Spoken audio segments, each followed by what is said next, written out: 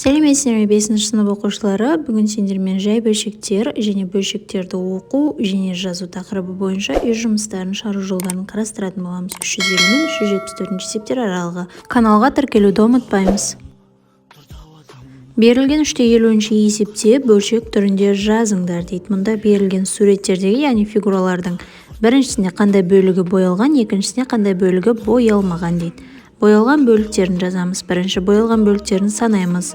Жалпы бізде 4 бөлікке бөлініп тұр, фигурамыз. Ал оның ішінде боялған бөлігі 3 бөлігі. Дәл солай ә есебінде. Жалпы 6-ға бөлінген, оның ішінде нешеуі боялып тұр? 2-і боялып тұр. Келесі Б суретінде берілген 4 бұрышымыз 8-ге бөлінген, оның 5 бөлігі боялған. Соңғы фигурамызда 7 бөлікке бөлінгенде 4 бөлігі боялған. Енді дәл осы фигуралардың боялмаған бөлігін жазамыз, Бірінші фигурамызда 4 бөліктің 1 бөлігі боялмаған, яғни 4-тен 1 болады. Екінші фигурада 6 бөліктің 4 бөлігі боялмаған. Үшіншісінде 8 бөліктің 3 бөлігі боялмаған және соңғысында 7 бөліктің 3 бөлігі боялмаған. Бізде бөлшек Б және А деп алайық, Б-дан А. Үстінде тұрған сан бізде алымы, бөлімінде тұрған сан бөлімі деп аталады, Бөліміне біз жалпы бөлікке бөлінген санын жазамыз, ал алымына соның бөлігін жазамыз. 351 есепте бөліндіні бөлшек түрінде жазыңдар дейді. Яғни беріліп тұрған 7 бөлінген 12 санын біз бөлшекке айналдырып жазамыз. Сонда 7 үстіне 12 астына жазылады, яғни 7 алымы 12 бөлімі деген сөз. Егер екі нүкте, яғни бөлу белгісі тұрса, бұл бөлінді, ал бөлшек сызықпен тұрса, ол бөлшек деп аталады. Келесі екіншісінде 9 бөлінген 11 саны 9 үстіне 11 астына жазылады, яғни 11-ден 9. Үшіншісінде 8 бөлінген 7 8 үстіне 7 астына жазылады. Одан кейінгісіне 14 бөлінген 20 14 үстіне 20 астына жазылады. 30 бөлінген 41 41-ден 30. Оқылған кезде біз бөлшектің бөлімін бірінші оқимыз. Және де соңғысында 61 бөлінген 100 100-ден 61 болып жазылады. Екіншісінде бөлшектерді бөлінді түрінде жазыңдар дейді. Енді керісінше бөлінді түрге айналдырып жазамыз, Бірінші есебімізде 7-ден 4, 4 бөлінген 7 болады. Екіншісінде 9 бөлінген 12-ні 9 бөлу 12 деп жазамыз. Үшіншісінде 9-дан 5, 5 бөлінген 9 болады. Келесісінде 5-тен 2, 2 бөлінген 5. Одан кейінгісінде 8 бөлінген 11, яғни 11-ден 8, 8 бөлу 11 деп жазамыз. Және соңғысында 4-тен 7, 7 бөлінген 4 болып жазылады. Яғни бөлшек түрінде болса бөлімі бірінші оқылады, ал бөлінді түрде болса алымы бірінші оқылады. Келесі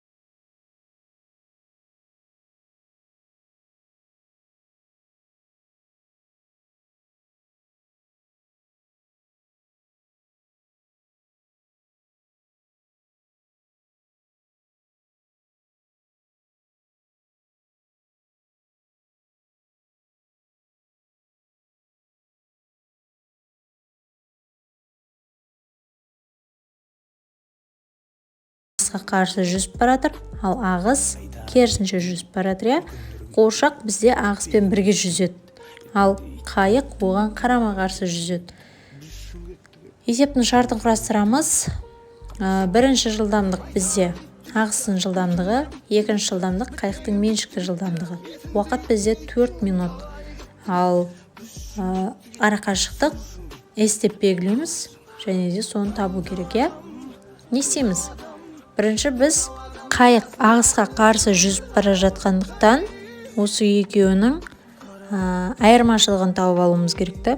Екі жылдамдықтың айырмашылығын табуымыз керек. Яғни орташа жылдамдық табуымыз керек. Ол үшін қайықтың меншікті жылдамдығынан ағыстың жылдамдығын алып тастаймыз. Яғни 90-дан 30 алып тастаймыз. Ол дегеніміз 60 метр минут болады. Енді біз қайық 4 минуттан кейін қандай қашықтыққа баратынын табуымыз керек, иә. Ол үшін 60-ты 4-ке көбейтеміз. Сонда бізде 240 метр болады. Бұл қайық кетіп баратыр, иә. Ал енді қуыршақтың қашықтығын табу үшін біз ол ағыс жылдамдығымен жүзіп баратыр ғой. 30-ды 4-ке көбейтеміз. Сонда 120 метр болады.